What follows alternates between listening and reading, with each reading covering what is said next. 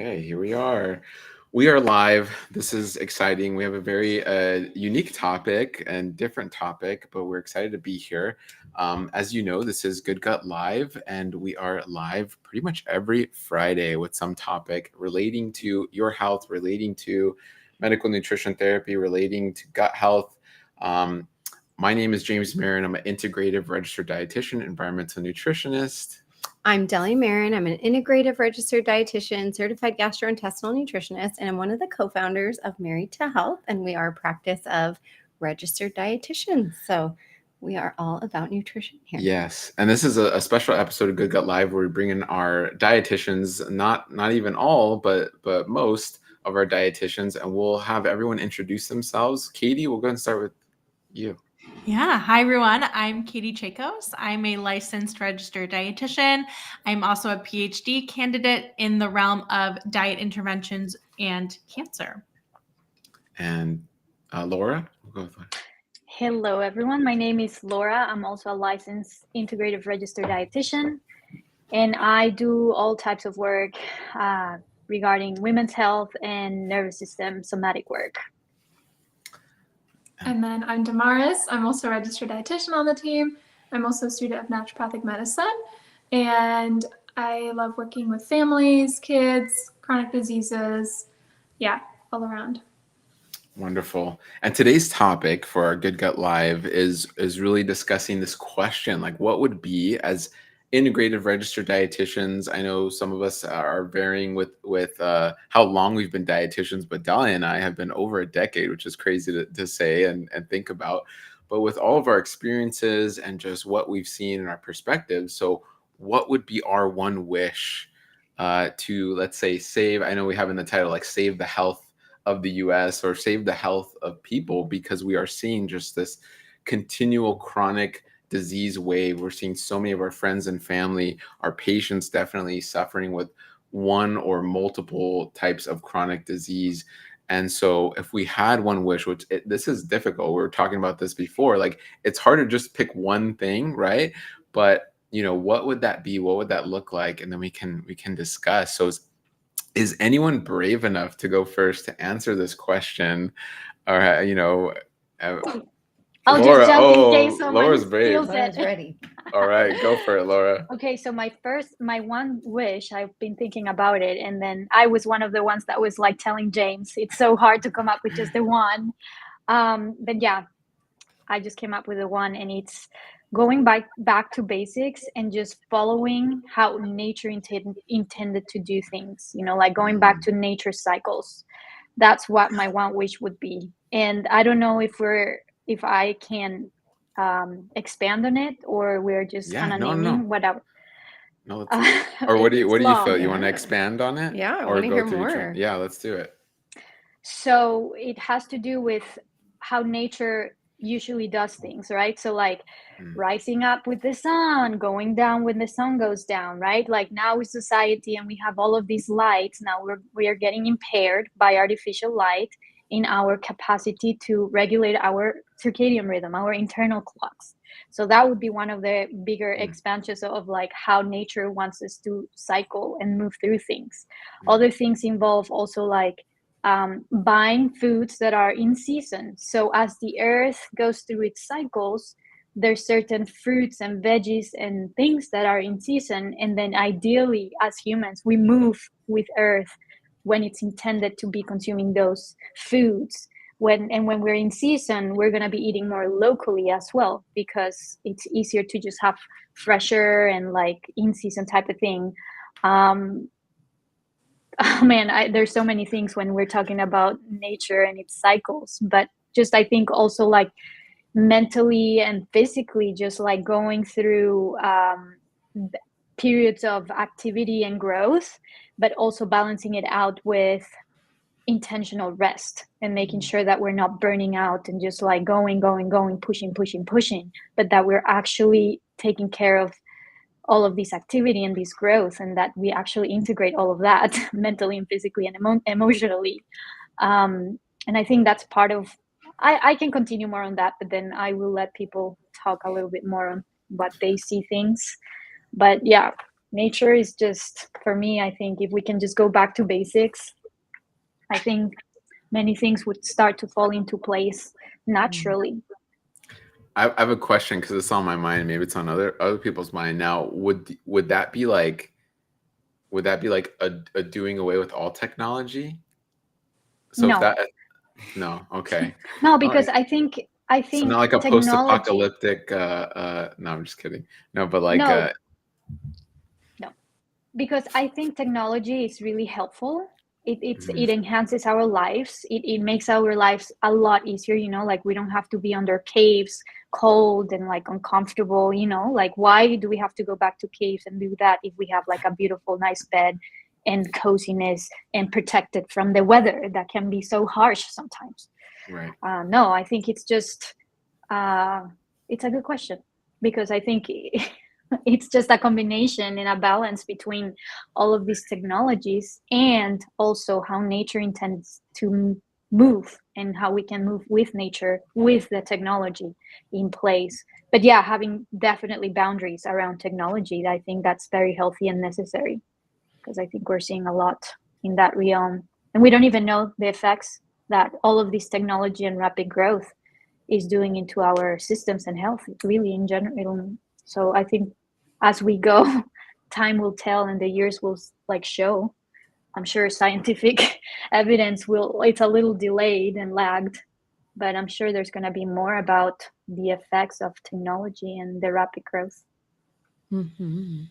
Very cool. And it's I love that. interesting. Yeah. I think Laura's getting back to just like our basic human needs, right? Of proper, adequate sleep, ideally in your circadian rhythm if you're not working night shift or you don't need to stay up outside of your circadian rhythm, and need for time in nature, need for seasons of rest, right? We're not bears who hibernate, but we certainly have seasons where maybe our body needs a little bit more rest and other seasons where we're more active. And so I think it's reminding people if you can't do all of them, or maybe one of them you can't do, like I said, maybe you're working night shift and you cannot sleep within our desired natural circadian rhythm, try to make sure that you're hitting on some of the other ones, like the time in nature, getting in movement, nourishing yourself with whole foods, and just meeting those basics. Because, I think it ties into what we were talking about. We'll have our monthly dietitian meeting all the time, every month. And we just had ours today. And we were talking about all these new tests. And sometimes I see people want to do all these tests and add all these supplements and new fancy and fun things, but maybe they're not meeting their basic needs. So yeah, just kind of going back to that, going back to nature and what was intended for our bodies, and just really honestly asking yourself, am I meeting those basic needs? Am I hitting these things before I'm trying to sprinkle all this other stuff on top?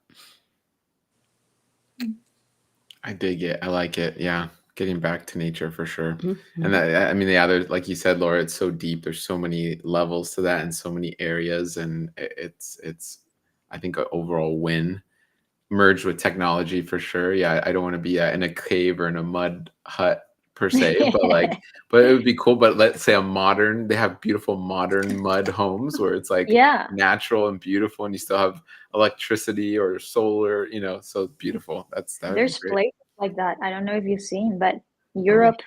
in Europe, I've seen like how these like new architects in the new way and new age is now like blending more things into nature and like building houses from caves Mhm. or tree houses and like just trying to kind of mirror nature. So I think it's very Mhm. cool. Yeah.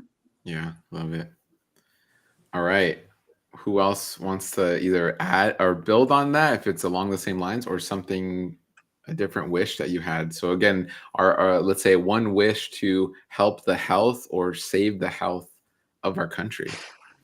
I can go. I think kind of building off of what Laura is saying is food access. I think my biggest wish is that the struggle to have access to healthy food, plant food, would not be a worry for anybody ever again. Mm, Even within research and kind of coming up with nutrition interventions, a lot of times the concern is, will people be able to afford this intervention? And if not, is that intervention even a valid one? And so I think for me, that's it always comes down to with my patients is that food access and having the availability to go to the store or go to a store that's nearby, or the cost. There's so many elements within food access that can be addressed. But to me, that's the biggest thing is, can we even get nutrient rich plants into people's kitchens? And do they have, again, the access to even cook those foods and things like that? It can go, continue on, but that's my biggest wish, I think. And, maybe not specifically nutrient dense plants, but I think that this thought is very timely also we heard this week, right? People had a lot to say about Pepsi acquiring Siete, right? So we're all familiar with that Siete brand, and Pepsi announced that they acquired them under their scope this week. And there were a lot of opinions about it. A lot of people were angry and they felt betrayed and they felt like Siete sold out. And I mean, 1.3 billion is quite a price tag to how many people could say, oh, no, thank you. Well, and that's where I think, people had that concern of Siete is a brand that is more quality ingredient focused. And so I think people are afraid of that changing. And I honestly see it kind of from what Katie's saying as just a more accessibility perspective, right? Pepsi products are so widely distributed. So how awesome would it be if maybe we're starting, yes, with something like Siete chips, which I know aren't a whole food, but if Pepsi were to acquire more other whole food brands, and then we're finding them at gas stations and in vending machines and on the corner stores and, in little corner markets that maybe aren't having access to this type of product because they're just not distributed widely. So I agree, Katie. I think food access is a huge issue in this country. And also, I'm kind of curious to see what happens with this and just continuing to see other brands just being acquired by these larger conglomerates who, I know people feel differently about some of them, but there is some power behind that and distribution power and access power to it. So yeah, that's how I was feeling this week. I'll chime in and actually connect it because I see what Laura has said so far and what Katie's saying so far is very connected. Where in, I guess, a more idealistic route, if we are going back to nature, and really every single community grew and connected with their food. So in terms of food access, and then almost combining this to going back to traditional roots, or really, I would say, taking the past consciousness and wisdom into the future with us, every single community would be growing some type of food, right? Every single community would be plugged in a more natural way to seasonal food growth and maintenance, right? No matter where you live, whether it's a neighborhood with houses or you're in a apartment complex, like you see there's greenery around you, but it's not edible. That wasn't the practice with our ancestors, right? If you lived somewhere, there were herbs, you had animals, whether you were eating them or the animals were helping you to grow other food. You were in this, what we call husbandry, with your animals, with your food, and you had this beautiful kind of symbiotic relationship with these animals and plants as we're intended to be. So like, how cool would that be? And that is kind of what we kind of have that a little bit in our community, pretty close by, where there's regenerative, really cool urban regenerative farm. We have a friend, shout out Manju. She's zero waste farmer, if you want to follow her. And she lives in a normal suburban area, but she grows like thousands and thousands of pounds of food using less water than her neighbors in her home. So in her front and backyard. So it's this beautiful synergistic effect of just food and transforming that landscaping. What if we did that? Like, how powerful would that be, right? In terms of food security and just food access. And then, I mean, experiencing really seasonal fresh food is something I hope and I wish for everyone to experience. Because when you realize a tomato is actually sweet, and depending on the tomato, it's so deep and rich and sweet. And a strawberry, when you bite into a strawberry, it shouldn't be white on the inside. It's actually a deep, dark red, right? And it's so incredibly sweet, like candy. There are people in this world that don't experience that because we're importing and exporting and our food system. And I think this is the other side of what I totally get what Dahlia's saying, but this is the other side of it. The cost of then exporting and giving everyone access is usually cutting corners on the quality, right? And I think that's where people are scared of in that example of Siete Food being acquired. And it's happened before with Lara Bar being acquired by Kellogg's, and these small little brands being acquired, and ever so slightly they change the quality, and they cut costs, because at the end of the day, these big companies are like, hey, how's our profits doing? Oh, our profits aren't increasing. Let's find ways to cut corners and increase those profits, right? So there's good and on both ends, but it's just kind of being aware of that. But I love I'm definitely an idealist, where what if every community could have an urban garden, urban farm? How cool would that be? So And yeah. I want to chime into that as well, because I think it plays into the education also of people, and kind of like rewilding them and reconnecting them back into nature. Hey, it's time to go out, spend time in the sun. Hey, there, you don't have land, that's okay. You still can grow stuff in your apartment. There's so many people nowadays that you can see even on social media growing stuff in their New York apartment that is like this big. I think it comes back to what my relationship is to food and the things that I'm putting into my body. And also, coming into communities as well, like even if it's through church or a different type of group, anything like that. Like, I think there's always an opportunity to grow food or help each other out. I think at the end, I think it just comes back to education and helping people reconnect back to those things that I think we're intended to do, and just kind of brings it back to the nature piece, like we're intended to be more outside than inside. And I think this wood actually makes us go a little bit more outside and care for something, provide the environment for something else other than ourselves, which I think gives a lot of values as well. So food I'll access for bounce sure. off of that, if that's okay. Talking about environment, I was thinking like there's so much that could change from the top to the bottom, but then I was like, how much control do we have over those things? Like, we could see changes a couple of years from now, but it's in many things like you won't see in a week or something like that. So like, what is a change that I wish I could see happen that people can actually do? So of course I thought about kids and families, because I often have these types of patients. And I've said this before, but it's just so important, and I think it would really help, is the environment of how you eat with who you eat. And the reason being is, rethink, like typically a meal should be shared with family, with friends, right? But the reality of that is that that's typically not happening nowadays. And I looked it up, and I found like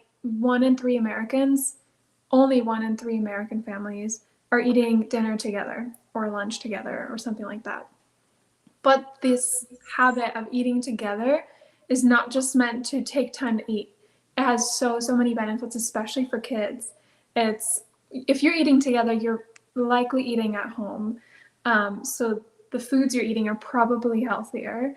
And like Laura said, education comes into that. Maybe I would add that in as a second wish. But also like connection, and our nervous system is calmer when you eat. So then your digestion is better also when you eat. Your absorption is better. And then for kids with picky eating, it's a really big deal, because if they don't see other people eating things, how are they, like, their first assumption of what they see is what's going to happen. But if kids see other people around them eating, they're going to copycat that. And hopefully parents are aware of that, because the behavior they would like to see in the kids is something that should start with the parents. And I also think about elderly people who we want to make sure they're eating well, but many times when they eat alone, it's a lot harder on many levels. Appetite and loneliness is a big thing. But I think as far as like impacting not only our health, but our like societal relationships, our mental well-being, our communication around the dinner table, we need to invite more friends to the dinner table, or make time to have dinner with our family, and those kinds of things. I love that. That's such a simple but powerful, like, Yeah. It's so overlooked, I think. And oh my gosh, it's so powerful. We do that. Like, we, for those that know and don't know, we have a 9-year-old daughter, and we always have at least one mealtime together, if not more. Typically it's more, but at least one where it's always just dinner time. And we're not in front of the TV. We're all sitting together. We're all looking at each other. We're all seeing what each other's eating. Usually we're eating the same thing and just connecting, right? Bonding over that food. And it can even extend into like larger community. Like, when was the last time you had dinner with your community? When was the last time you invited a neighbor over for dinner? Or, I think what makes sometimes the holidays so special is we get together with friends and family, and we're all just eating and laughing and talking and connecting. And it's like, it's so fun, even though I know it can be overwhelming at times, but it's so special. It's so powerful. Yeah, but I want to challenge whoever's listening. Think about, when is my next meal with someone else? And if it's not within the next day, make it happen in the next day. Even like 3 times a week, which seems very little, like for people who can do it multiple times a day, 3 times a week is like the cutoff, where if you're doing it less than 3 times a week, there's a higher risk of many things, including, anyway, we won't get into that. But basically, I challenge you, think about it, and something you can totally do. Yeah, that's so great.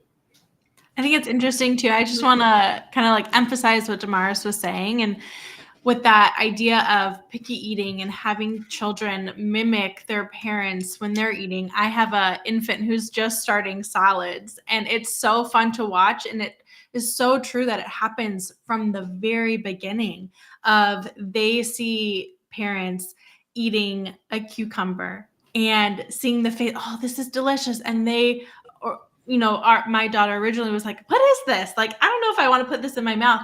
And then seeing her parents do it. And then she's like, oh yeah, okay. Yeah, this is actually really good. So it's so fun to watch that from the very beginning, to see how impactful that is on children. And then thus transitioning into their whole lives and having that connection between food and community around them. I think it's just super cool to see, happen in action versus just in theory.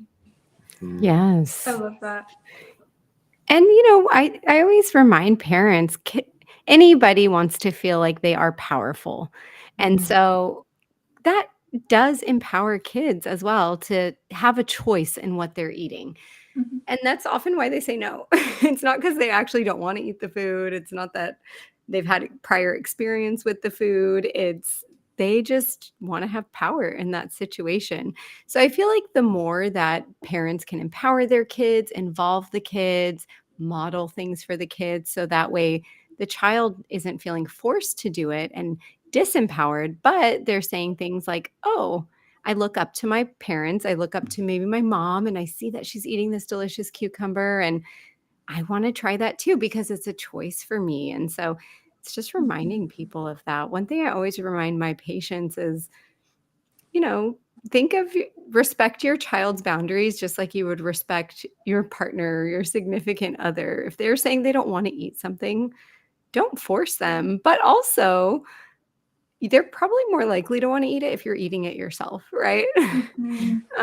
So, respecting kids in the same and empowering them the same. And oftentimes you're going to have a more successful chance of getting the kids involved in that if, again, they've felt empowered. Like, this is one of the resources that we use in our practice, and we share this with families because it just helps to kind of involve the kids. I oftentimes encourage the parents to take the child to the store or the farmer's market if you have one with you, or have them just kind of keep track of maybe what was brought home and just see what colors you're having.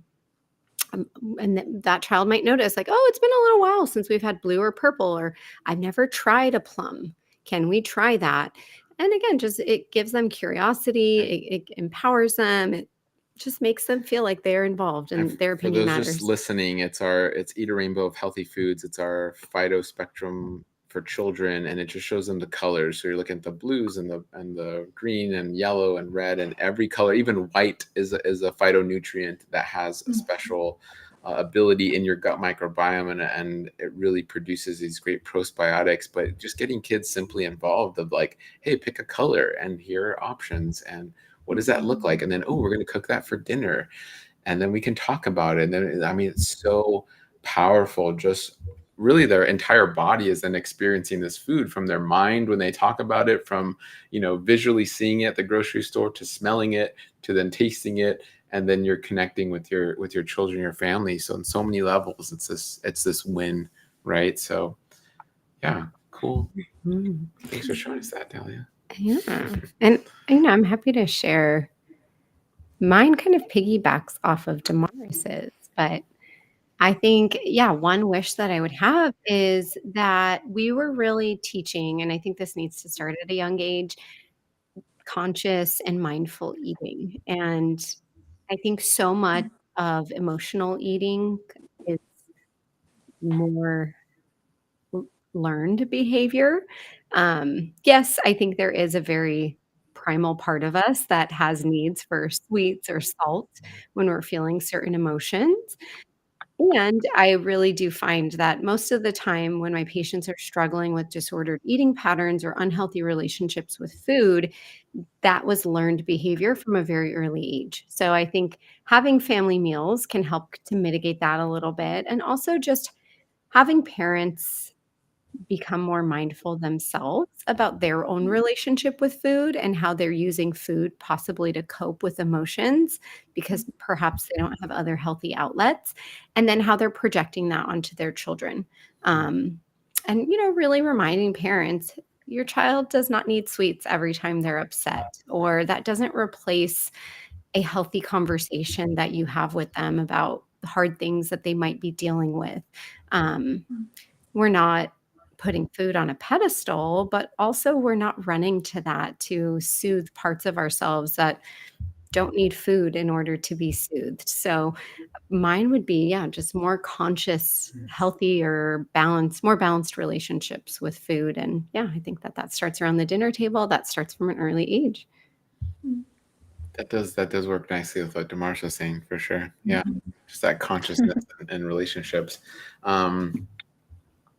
Yeah, very cool. I mean, I'll go. I'll go. This was very difficult, very very difficult as well, because you had to go into this like like not trying to create a utopia. It's very hard because I value freedom, right? We all have a freedom of choice. We have those friends and family who choose to drink a lot or smoke, or they do these things. I know with us as dietitians, we see our family, those family members who maybe eat too much sugar, and we're like, we're biting back our tongue and going like, okay, that's your choice.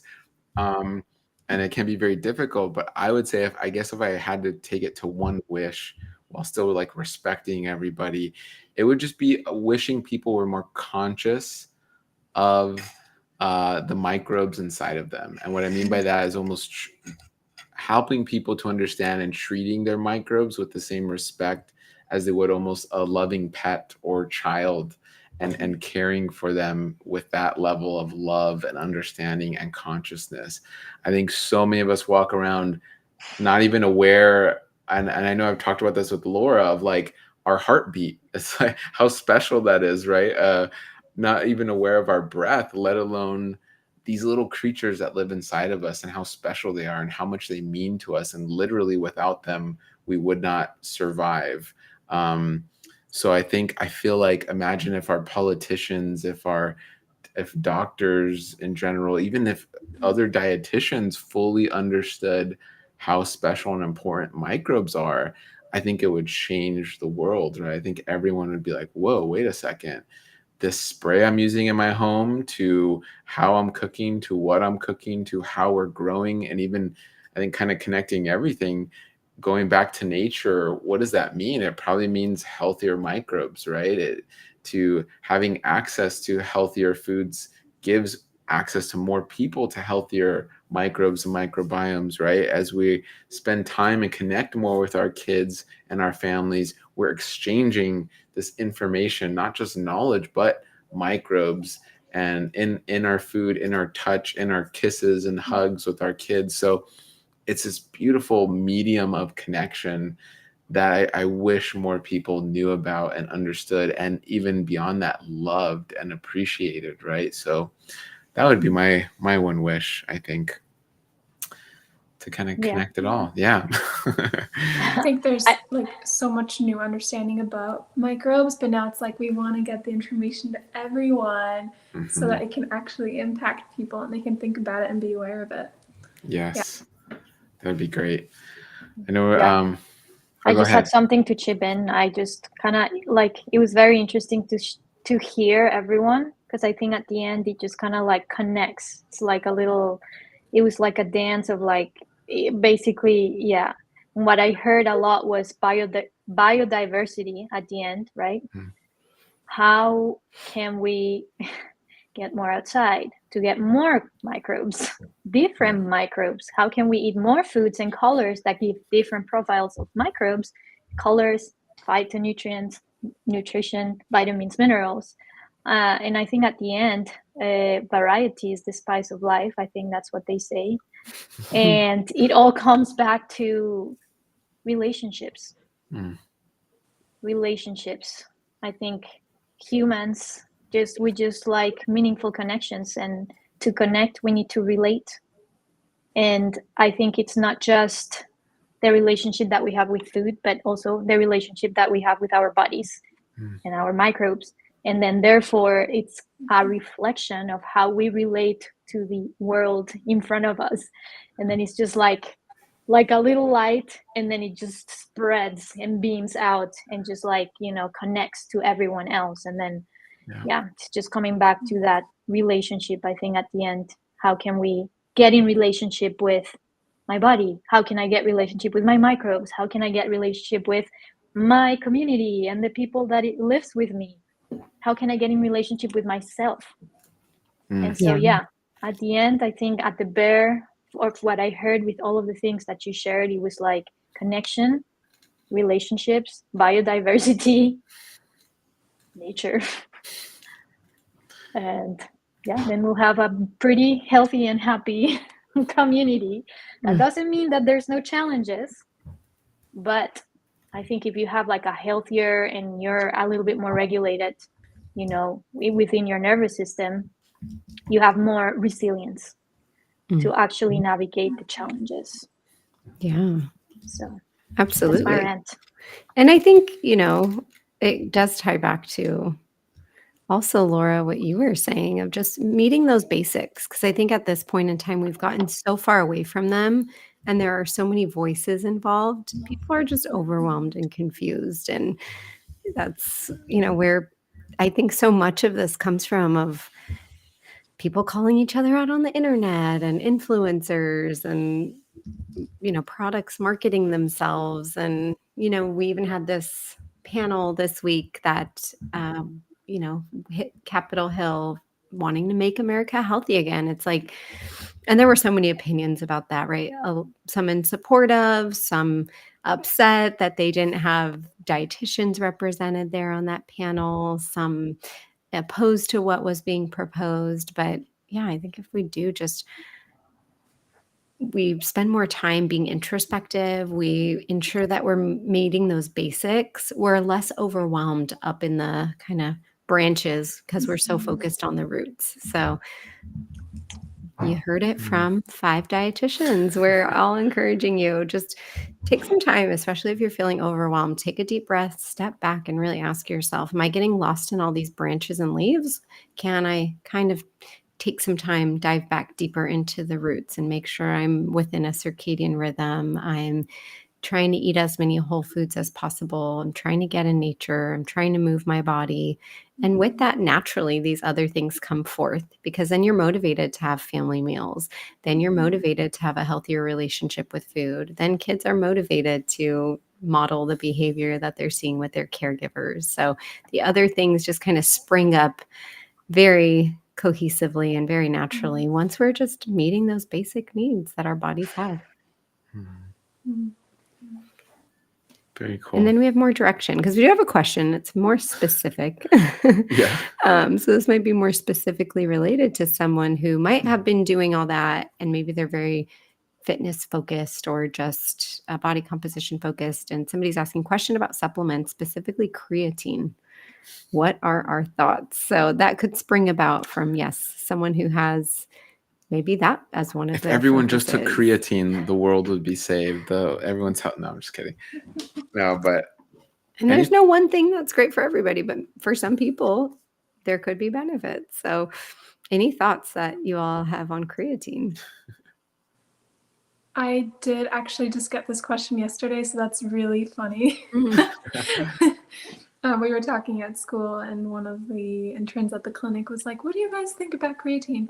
But yeah, some thoughts that came to my mind yesterday, and I guess we can share it here, is that if your goal is like lean muscle building and all those kinds of things, there's definitely been studies that show benefit. But I would also encourage you to think about what all does creatine do. And one is like help stimulate muscle growth and recovery, but also it can impact like human growth factor, which is that it can impact hormones potentially, estrogen, testosterone, in a positive way for some people, but if you've got risk factors, maybe not so positively.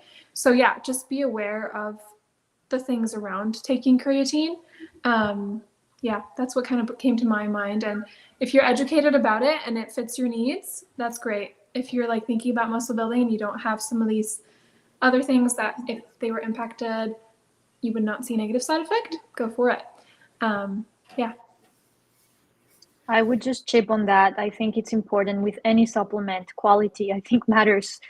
I don't know, I think I may get a little too intense about that, but I think supplements specifically, it's a multi-billion-dollar industry, and unfortunately there's not a lot of regulation around that.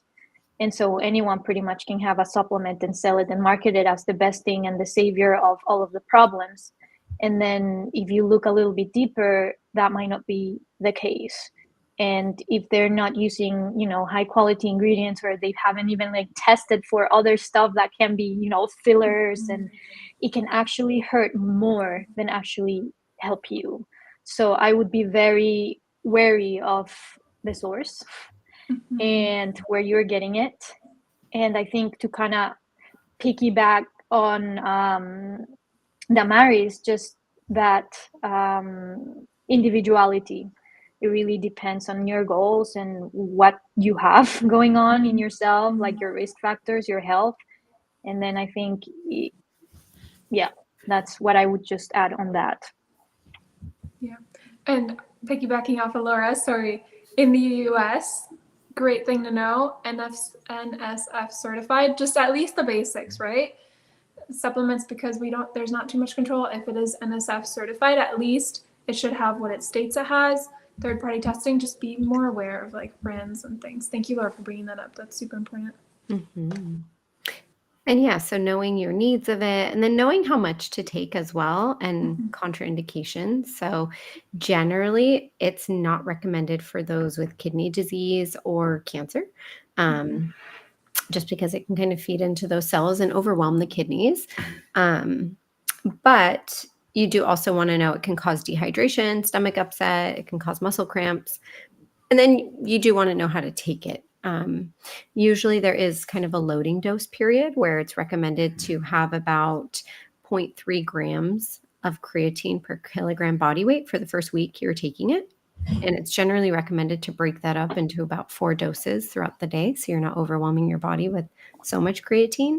And then after that, you want to give yourself about 0.1 grams per kilogram of your ideal body weight after that. So for women, that usually is like 3 to 5 grams per day, if it's something appropriate with you. So make sure you're hydrating extra when you take it. Make sure that you're paying attention to any negative side effects that you're having from it, and make sure that you actually need it. Because I think if you're working out really hard and you're breaking down muscle at a rapid rate because you're really pushing your muscles and expediting their breakdown, this can help you expedite their healthy build up. But if perhaps you're not working out at an intense rate, you're not really experiencing that muscle breakdown, it might not be something that you necessarily need. So yeah, there are studies to show that there can be positive benefits. It's not for everybody. You want to make sure the quality is great and high, and then you want to dose appropriately. And I'll add really quickly, I love to give this context because I I love a lot of supplements out there. I think they're great and they can be so helpful.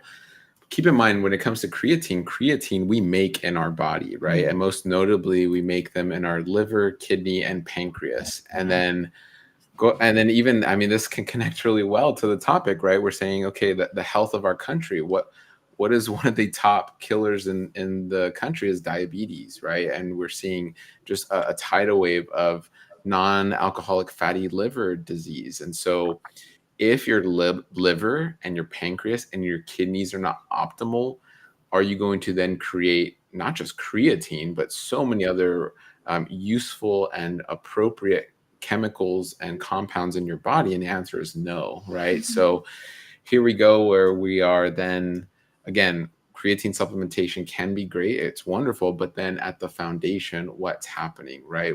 How is your health? And then plugging back into what everyone's kind of saying is that individual approach. Like, how are you? What else is going on in your body? And statistically speaking, most Americans are having suboptimal liver function, suboptimal pancreatic function, and therefore suboptimal kidney function. And so, yes, you can supplement, but at the same time, it is our hope, it is really our goal, and it's our mission as Married to Health, as all of us here as integrative dietitians working with our patients, that you're working on the foundation, right? Because just like a house, if your foundation's cracked and you're too busy, being concerned with remodeling the upstairs restroom, okay, that's great, but we have also bigger cracks in the foundation. Also, we want to address the foundation, maybe at the same time, or depending on your resources, we need to focus on the foundation first and foremost, and then move up from there. So I always love to just give that context and help like how amazing and powerful your body is, and let's ensure we're loving on it and really caring for that baseline and that foundation, and then building up from there. So that is so important. But yeah, Using good them as a question. compliment. Yeah. Yes. Yes. Well, cool. That question seemed off topic, but Good we question. brought it back. Good question. That was a great question. But we love it. And that's the benefit of Good Gut Live. If you're joining us live, you can ask questions live. We'll answer questions on anything as part of Good Gut Live. And then if you are watching this later, Hopefully wonderful. they're on topic, but Yeah. I mean, we try to keep them on topic, but what's cool is being integrative. All things are connected. All things kind of relate. So we can kind of connect them back and give you a new perspective on it. And if you're watching this later, make sure you're catching Good Gut Live. Pretty much every Friday. It's on YouTube or Facebook, wherever you'll find Married to Health. But this was cool. I think this was a good kind of change of pace of topics. I love everyone's perspective, and I love how it all kind of connects, guys. That's really the secret of it all. An integrative approach is, these things seem so separate, but really, again, like Dahlia was saying, they're branches and they're part of the same root system of this beautiful tree that we're all living together on and nurturing ourselves with. So we're all connected at the end of the day. Yes. Yeah. Let's not get lost in the branches. Yeah. Beautiful. Well, thank you, everybody. It's always great to talk, and thank you all for watching. And again, if you're watching later, make sure you subscribe. You can comment, let us know if there's a topic or something you want us to talk about as part of Good Gut Live. And as always, Heal with each meal. Heal And we with hope each you meal. don't forget to feel with each meal as well. Yes. All right. Until next time. Thank you, everybody. Thank you.